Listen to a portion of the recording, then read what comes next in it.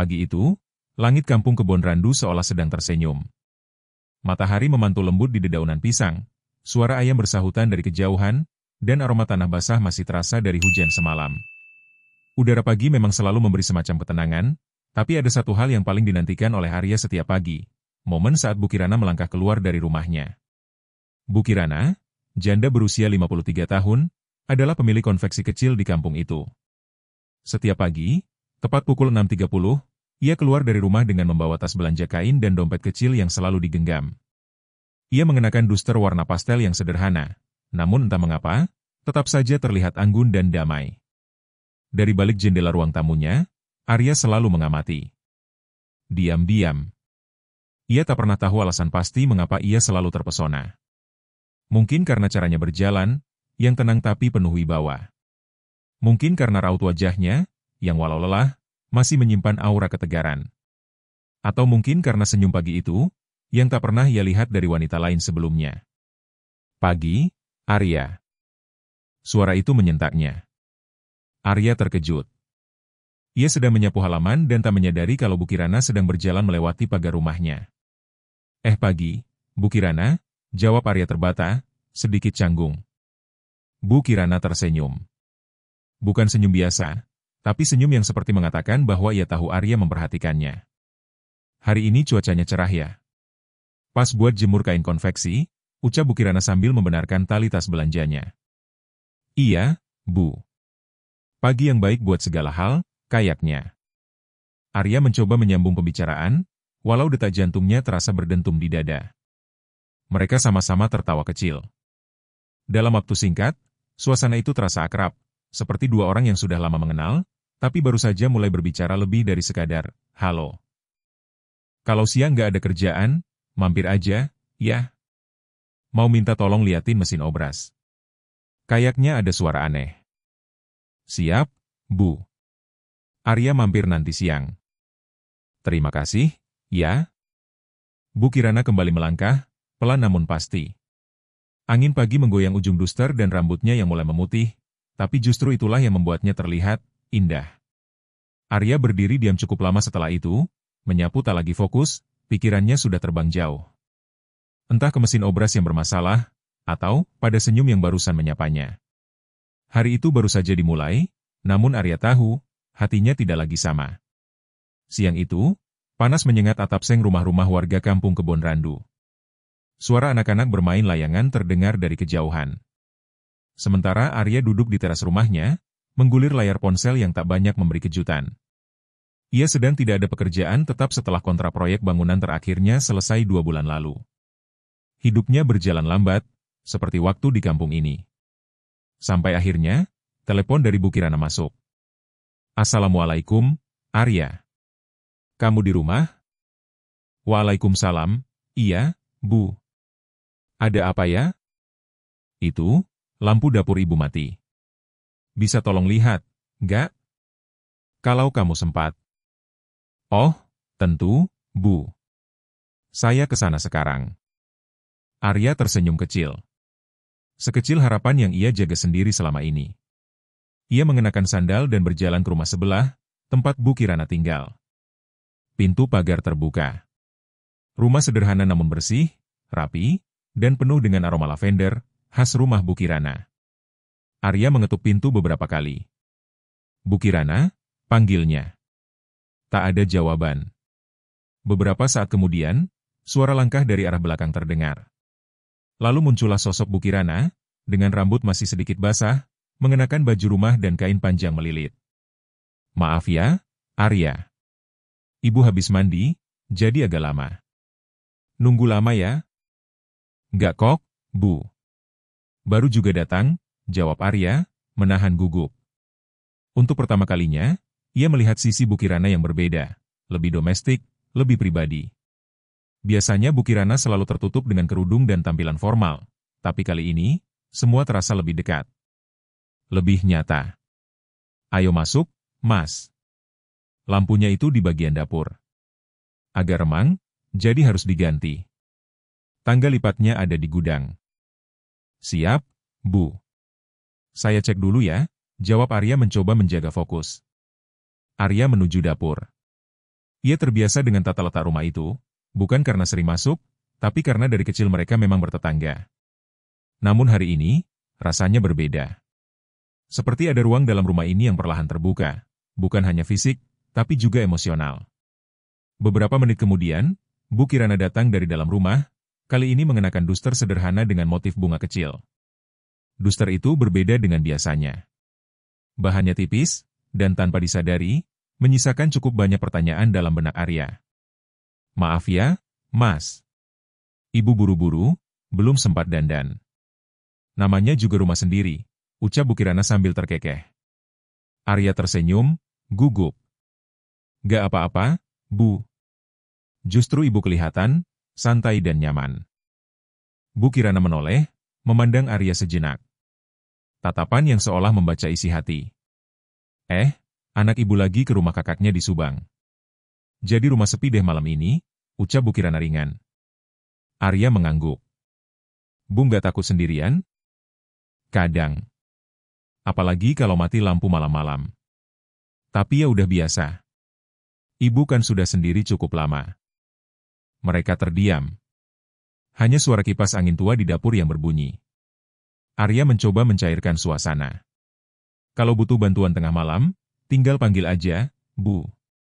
Saya siaga kok. Bu Kirana tertawa kecil. Yakin?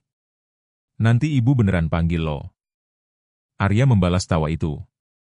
Tapi dalam hatinya, ia tak sepenuhnya bercanda. Lampu dapur akhirnya berhasil diganti. Saat Arya hendak berpamitan, Bu Kirana menyodorkan sepotong kue pisang yang baru saja dipanaskan. Ini, buat kamu. Biar semangat. Terima kasih, Bu. Saya pulang dulu, ya. Kalau ada apa-apa, tinggal panggil. Siap, Mas Arya. Ibu senang kamu masih mau mampir bantuin. Kadang, rumah yang sepi itu butuh suara lain, biar hati nggak ikut sunyi. Arya tersenyum. Tapi di dadanya, ada sesuatu yang mulai bergetar. Seperti kabel listrik yang mulai teraliri arus, pelan namun pasti. Malam itu hujan turun pelan-pelan, menetes lembut di atas genteng seng rumah-rumah kampung Kebon Randu. Suasana menjadi lebih hening dari biasanya. Arya duduk di kamarnya sambil membaca buku yang entah keberapa kali ia ulang. Bukan karena isinya menarik, tapi karena pikirannya mengembara ke arah lain, rumah sebelah. Sejak sore tadi, setelah pulang dari rumah Bu Kirana, ada sesuatu yang tertinggal. Bukan barang, tapi perasaan. Dan pertanyaan-pertanyaan kecil yang menggantung di benaknya. Mengapa Bu Kirana menatapnya dengan mata yang tidak biasa? Mengapa suaranya terdengar lebih lembut? Dan mengapa Arya begitu ingin bertemu lagi, padahal baru beberapa jam berpisah? Saat jam menunjukkan pukul 20.47, ponsel Arya bergetar. Bu Kirana menelpon. Halo, Bu? Maaf ganggu malam-malam, Mas Arya. Tapi, kamu bisa kesini sebentar nggak? Sekarang, Bu? Iya. Ada suara aneh di dapur. Kayak tetesan air gitu. Takutnya ada yang bocor. Arya tak berpikir panjang. Ia langsung mengenakan jaket dan berjalan menembus gerimis tipis. Sesampainya di rumah Bu Kirana, ia menyadari satu hal, pintu tak dikunci. Masuk aja, Arya, terdengar suara dari arah dalam. Arya masuk. Ruangan tampak hangat, lampu kuning menyala redup. Bu Kirana duduk di ruang tengah, mengenakan sweater hangat dan celana longgar. Di meja ada 2 gelas teh panas dan beberapa kacang goreng. Maaf ya, Arya. Sebenarnya suara bocornya udah berhenti. Tapi ibu malah kepikiran kamu tadi sore, takut kamu capek kerja, jadi ibu bikinin teh. Arya terpaku sejenak. Lalu duduk pelan. Ada sesuatu di ruangan ini yang membuatnya merasa nyaman. Makasih, Bu. Saya juga kepikiran Bu. Entah kenapa. Bu Kirana tersenyum. Kepikiran kenapa? Enggak tahu. Cuma, kayaknya kita nyambung aja kalau ngobrol. Hening. Hanya suara hujan dan detik jam dinding yang terdengar. Lalu tiba-tiba, angin malam yang masuk lewat ventilasi menggoyangkan tirai dapur. Tirai itu tersingkap sedikit, dan terlihat bayangan refleksi mereka berdua di jendela kaca dapur, duduk berdampingan, dalam senyap. Mas Arya, Ucap Bu Kirana pelan. Iya, Bu. Kalau kamu masih punya ibu, apa kamu sering ngobrol begini juga? Pertanyaan itu membuat Arya tercekat. Ibu saya meninggal waktu saya SMP. Jadi, saya agak lupa rasanya punya ibu yang diajak ngobrol di malam-malam begini. Bu Kirana mengangguk pelan. Ia tak bertanya lagi. Tapi ekspresinya berkata banyak. Ia lalu menyentuh lengan Arya, lembut. Bukan dengan hasrat, tapi dengan kasih. Kasih yang penuh luka. Kasih yang pernah ditinggalkan. Maaf ya, ibu jadi bawa suasana, ucapnya. Gak apa-apa, Bu. Saya malah senang bisa ngobrol kayak gini. Dan malam itu, tanpa banyak kata, sebuah hubungan mulai tumbuh. Tidak dengan pelukan. Tidak dengan rayuan. Tapi dengan rasa yang perlahan merambat dari balik dinding dapur, dari jendela yang menyimpan bayangan dua jiwa yang sama-sama kesepian. Mereka hanya duduk berdua sampai teh tinggal setengah gelas. Dan saat Arya berpamitan, Bu Kirana mengucapkan kalimat pelan yang membekas hingga Arya pulang. Kalau besok kamu gak sibuk, mampir lagi, ya? Ibu mau cerita sesuatu. Tapi, cuma ke kamu. Keesokan malamnya, langit kampung Kebon Randu bersih dari mendung. Bintang-bintang terlihat terang, seperti mata kecil yang diam-diam mengintip kehidupan di bawahnya. Arya berdiri di depan rumah Bu Kirana. Ia sempat ragu, tapi kata-kata Bu Kirana semalam terus terngiang. Ibu mau cerita sesuatu. Tapi, cuma ke kamu. Ia mengetuk pintu 2 kali. Tak ada jawaban. Tapi seperti malam sebelumnya, pintu tidak dikunci. Bu Kirana, panggilnya pelan. Dari dalam terdengar suara sandal yang diseret. Bu Kirana muncul dari ruang tengah, mengenakan baju tidur warna biru langit dan cardigan rajut abu-abu. Rambutnya dikuncir rendah, dan wajahnya tanpa riasan, terlihat lebih manusiawi, lebih hangat. Mas Arya datang juga. Katanya dengan senyum tipis. Masuk, duduk dulu ya. Ibu lagi bikin teh. Tehnya ibu gak pernah gagal, jawab Arya sambil duduk di sofa. Ruangan itu seperti memiliki waktu sendiri. Pelan, tenang, tak tergesa. Di dinding, jam kayu kuno berdetak. Di meja, foto keluarga lama berdiri tegak. Salah satunya menampilkan Bu Kirana saat muda bersama 2 anaknya. Wajahnya terlihat tangguh bahkan saat tersenyum. Tak lama, Bu Kirana datang membawa nampan berisi 2 cangkir teh, dan sepiring kecil kacang rebus. Jadi, ibu mau cerita apa? Tanya Arya, mencoba membuka percakapan. Bu Kirana duduk perlahan, memandangi tehnya sejenak, sebelum berbicara. Mas Arya pernah merasa, rumah ini terlalu sunyi, enggak? Tanyanya pelan. Arya tak langsung menjawab. Sejak anak saya yang pertama nikah dan pindah, dan yang satu lagi makin sibuk kuliah dan urusannya sendiri, rumah ini hanya punya suara jam dan kipas angin. Kadang, ibu ngomong sendiri, cuma biar gak lupa suara manusia. Arya menggenggam cangkirnya erat. Kadang ibu iri sama orang yang punya anak cerewet, tetangga yang sering ribut, atau tukang sayur yang teriak-teriak. Ibu kangen ribut-ribut itu. Ia tertawa kecil, namun suaranya berat. Bukan karena sedih yang mendalam, tapi karena terlalu sering menyimpan sunyi. Ibu bukan minta dikasihani. Cuma, kalau ibu tiba-tiba jadi lebih sering nelpon Arya, atau minta tolong hal-hal remeh itu bukan karena ibu nggak bisa. Tapi karena ibu ingin merasa ada yang peduli, walau cuma 1 orang. Arya tak bisa berkata-kata. Ia hanya mengangguk pelan. Kemudian meletakkan cangkir tehnya, dan berkata dengan suara yang dalam. Bu. Arya nggak pernah anggap itu remeh. Buat Arya, setiap panggilan dari ibu justru jadi alasan buat merasa dibutuhkan. Dan itu, perasaan yang langka sekarang. Bu Kirana memandang Arya, lama. Seolah mencari kebenaran di balik matanya. Arya, boleh jujur, katanya. Tentu, Bu. Arya itu seperti anak, dan juga bukan. Seperti teman, tapi juga bukan. Kadang ibu nggak tahu harus menempatkan kamu di mana. Tapi, kamu bikin rumah ini hidup.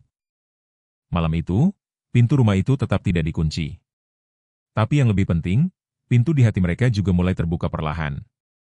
Bukan sekadar untuk tetangga. Tapi untuk rasa yang tak bisa dijelaskan hanya dengan kata, perhatian. Malam telah bergeser menuju larut. Di luar, Angin berhembus pelan, membuat daun jambu di halaman rumah Bu Kirana berdesir halus. Di dalam ruang tengah yang remang, 2 cangkir teh kini tinggal setengah isi. Uapnya perlahan menghilang, tapi aroma percakapan yang tadi mengalir masih menggantung di udara. Arya memandangi cangkirnya, lama. Di bagian bibir gelas, ada bekas lipstik tipis milik Bu Kirana. Warna korel yang hampir pudar. Hal-hal kecil seperti itu biasanya tidak berarti, tapi malam ini menjadi simbol dari sesuatu yang belum sempat diucapkan. Bu? Ya, Mas Arya? Kalau Arya datang lebih sering, Ibu keberatan gak? Bu Kirana menoleh, lalu tersenyum. Ibu justru khawatir kamu yang nanti capek. Capek lihat Ibu yang cerewet, yang kadang baper, kadang terlalu banyak ngomong. Gak, Bu. Justru, Arya merasa seperti pulang kalau di sini. Jawaban itu membuat tatapan mereka bertaut beberapa detik lebih lama dari biasanya. Ada percikan yang tak perlu dinyalakan, ia sudah membara diam-diam. Mas Arya, ucap Bu Kirana pelan, boleh Ibu tanya satu hal, tapi jujur ya? Arya mengangguk. Kamu pernah suka sama perempuan yang jauh lebih tua? Arya terdiam. Pertanyaan itu datang seperti gerimis awal yang menggoda tanah kering. Tak deras, tapi cukup untuk menyentak. Arya pernah. Pernah mengagumi. Tapi nggak pernah berani bilang. Karena takut? Karena nggak mau salah paham. Karena kadang dunia terlalu cepat menghakimi yang tidak biasa. Bu Kirana tersenyum lagi. Tapi kali ini, senyumnya tidak utuh. Ada sedikit getir di ujung bibirnya. Ibu juga pernah suka. Tapi Ibu tahan. Karena tahu, posisi Ibu bukan di tempat yang mudah dimengerti orang. Arya menatapnya. Lalu, dengan suara rendah, ia bertanya. Kalau yang disuka itu, sekarang lagi duduk di depan Ibu, gimana? Bu Kirana terdiam. Wajahnya mulai menghangat. Ia meneguk teh, lalu meletakkan cangkirnya perlahan. Kemudian ia menjawab, lirih. Maka Ibu akan bilang, jangan buru-buru pergi malam ini. Hening. Angin dari ventilasi menyentuh pelan kulit Arya. Jantungnya berdetak tak menentu. Tapi ia tetap duduk. Tak bergeser sedikit pun. Ibu, katanya, di cangkir ini ada bekas bibir Ibu. Di hati Arya juga ada. Sudah sejak lama. Hanya Arya aja yang pura-pura nggak sadar. Bu Kirana menutup matanya sejenak.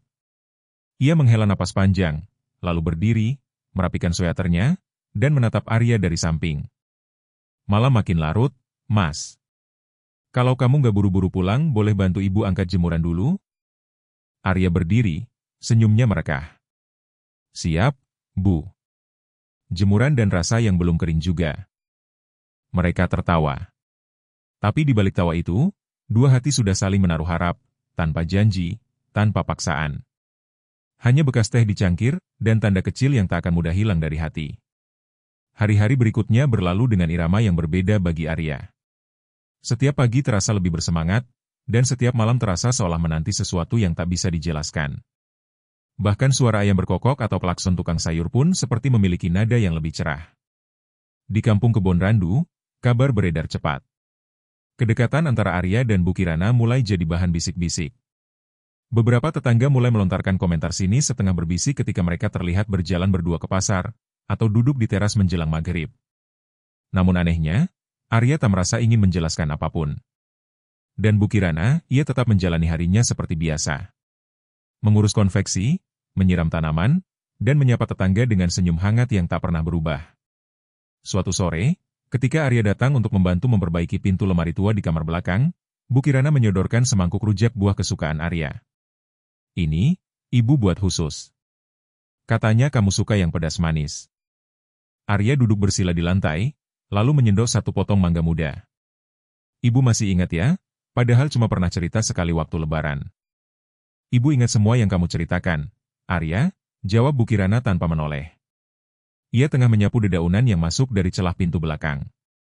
Sejenak suasana hening. Hanya ada suara sendok yang menyentuh mangkuk, dan gesekan sapu rotan di lantai. Lalu Bu Kirana berhenti. Ia berdiri tegak, menatap jendela tua di dapur yang menghadap ke halaman belakang. Kadang Ibu iri, katanya pelan. melihat perempuan seumuran kamu bisa bebas menyukai siapapun tanpa dinilai. Arya meletakkan mangkuk rujaknya. Kenapa ibu ngomong gitu? Karena perempuan seusia ibu selalu dinilai dari masa lalu, bukan dari hari ini. Arya berdiri dan menghampiri. Mereka berdiri berdampingan, memandang jendela yang buram oleh debu dan embun sore. Ibu tahu apa yang paling Arya kagumi dari ibu? Tanya Arya. Apa? Bukan karena ibu cantik. Bukan juga karena ibu kuat. Tapi karena ibu tidak pura-pura bahagia. Ibu menghadapi sunyi dengan kepala tegak. Dan itu, Bu, tidak semua orang bisa. Bu Kirana menoleh, matanya berkaca-kaca. Tapi ia tersenyum. Mas Arya, kalau nanti kamu bertemu perempuan seusiamu yang mencintaimu dengan segala kecerobohan muda dan gairahnya, kamu tetap akan ingat ibu? Arya menjawab, dengan suara yang tak tergoyah. Saya tidak pernah menyimpan ibu di tempat yang bisa digantikan. Kalimat itu jatuh pelan seperti gerimis pertama di awal musim hujan. Tak deras, tapi cukup untuk menyentuh dasar tanah paling dalam. Mereka tak saling menyentuh. Tak saling mendekap. Tapi jarak di antara mereka sudah bukan lagi soal ruang, melainkan soal keberanian untuk membiarkan rasa tumbuh diam-diam, tanpa harus dimiliki. Dan pada malam itu, seperti biasa, pintu rumah Bu Kirana tetap tidak dikunci. Namun yang tak disadari siapapun adalah, yang benar-benar terbuka bukan pintu itu, tapi dua hati yang saling memahami, tanpa pernah benar-benar mengucapkan apa-apa. Hari itu, awan menggantung berat di langit kampung Kebon Randu. Aroma tanah basah belum juga hilang, meski hujan sudah reda sejak pagi. Bu Kirana berdiri di depan rumahnya, memandangi langit yang seperti enggan jujur, gelap tapi belum hujan, terang tapi tak hangat. Arya belum datang hari itu. Sudah 2 hari tak terlihat. Biasanya, saat menjelang sore, suara sandal jepitnya akan terdengar dari gang kecil di samping rumah. Lalu disusul suara khasnya dari teras, Bu, bawa apa nih? Rujak lagi? Tapi hari ini, sunyi. Bu Kirana baru akan masuk ke dalam ketika suara motor menderu dari ujung jalan. Ia menoleh. Seseorang turun dari motor metik hitam, membuka helm, dan senyumnya langsung membuat napas Bu Kirana tercekat. Rani. Anak perempuannya. Ibu. Rani. Kok tumben pulang gak bilang? Rani cuti. Mau nengokin ibu. Udah 2 minggu gak video call, ibu kayaknya lagi banyak pikiran. Mereka berpelukan di depan pagar. Suasana hangat. Tapi dalam pelukan itu, Bu Kirana tahu, sesuatu akan berubah. Dan benar saja. Malamnya, saat Arya akhirnya datang membawa hasil belanjaan dari pasar, ia langsung kaku begitu melihat Rani duduk di ruang tamu. Oh. Arya, sapa Rani datar.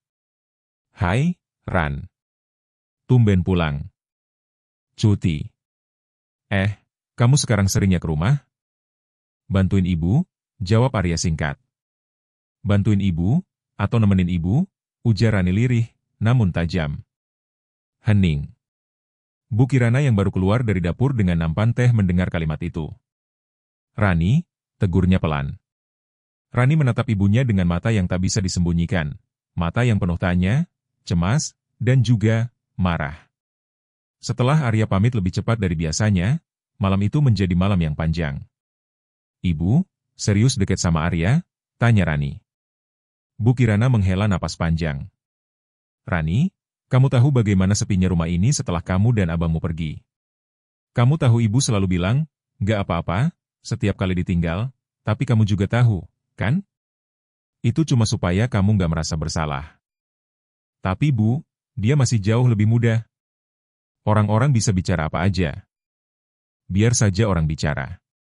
Ibu cuma pengen merasa berarti lagi. Dan Arya, dia satu-satunya orang yang membuat ibu merasa seperti manusia utuh, bukan hanya sebagai janda tua yang ditinggal suami. Rani tak menjawab. Ia hanya menatap ibunya dengan mata yang memerah. Bukan karena marah, tapi karena perasaan yang bercampur, melindungi, namun tak mampu menahan kenyataan. Dan malam itu, untuk pertama kalinya sejak lama, Bu Kirana menangis, bukan karena sepi, tapi karena takut akan kehilangan apa yang baru saja membuatnya hidup kembali. Sudah seminggu berlalu sejak percakapan antara Bu Kirana dan Rani di ruang tamu malam itu. Sejak hari itu juga, Arya tak pernah datang lagi. Tak ada suara sandal jepit di sore hari. Tak ada teh panas yang menunggu mendingin di meja. Tak ada cerita tentang tukang sayur yang lucu atau rujak mangga pedas manis yang sengaja dibuat lebih banyak. Yang ada hanya sepi. Sekali lagi, Bu Kirana mengerti. Ia tak menyalahkan Rani. Ia juga tak menyalahkan Arya. Ia hanya menyalahkan waktu, yang seringkali datang terlambat, dan pergi terlalu cepat. Namun sore ini berbeda. Di balik jendela dapur, Bu Kirana sedang menyiram tanaman kecil yang tumbuh di pot bekas kaleng biskuit. Sinar matahari menembus kisi-kisi kayu, menciptakan bayangan lembut di dinding. Tiba-tiba, terdengar suara dari luar pagar. Bu Kirana, masih suka bikin rujak pedas manis? Suara itu. Bu Kirana berdiri, menoleh. Arya. Berdiri di sana. Dengan ransel di punggung dan wajah lelah, tapi penuh keyakinan. Arya? Saya baru dari kota. Dapat kerjaan kontrak di sana. Tapi, sebelum berangkat lagi, saya harus ke sini. Buat pamit? Tanya Bu Kirana, suara bergetar. Bukan. Buat memastikan sesuatu. Arya berjalan pelan, masuk ke dalam pekarangan. Bu, kalau suatu hari saya balik ke kampung ini bukan cuma buat singgah, tapi buat tinggal. Ibu masih akan biarkan pintu itu tetap tak dikunci? Bu Kirana menatapnya lama. Lalu mengangguk. Ibu justru akan menunggu di balik pintu itu, Arya. Mereka duduk di bangku panjang dekat jendela dapur. Di tempat yang dulu sering mereka tinggali diam bersama. Tak banyak kata yang diucapkan. Tak perlu. Karena rasa tidak butuh banyak penjelasan, ia hanya butuh ruang untuk tumbuh. Matahari mulai turun. Langit berwarna jingga, menyiratkan senja yang datang tanpa tergesa. Di balik jendela dapur itu, dua bayangan tampak, satu lelaki muda dengan keyakinan, dan satu perempuan dewasa dengan keberanian mencintai diam-diam. Dan meski dunia mungkin tak mengerti, mereka mengerti satu sama lain. Cukup itu.